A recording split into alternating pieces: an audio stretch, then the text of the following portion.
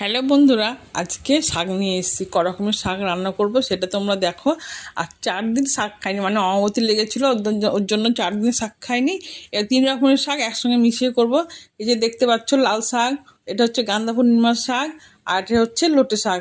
এগুলো সব হলুদের জমিতে হয়েছিল, হলুদের জমি থেকে তুলে নিয়ে এসে আজকে রান্না করছি। 4 দিন পর শাক খাচ্ছি। একটু শাকটা খেলে খুব ভালো লাগে ভাতটা খেতে। শাকটা ধুয়ে পরিষ্কার করে কেটে কুটে রেখে দিয়েছি। রসুন পেঁয়াজ লঙ্কা, দেখতে হচ্ছে তেলটা গরম হয়ে গেল।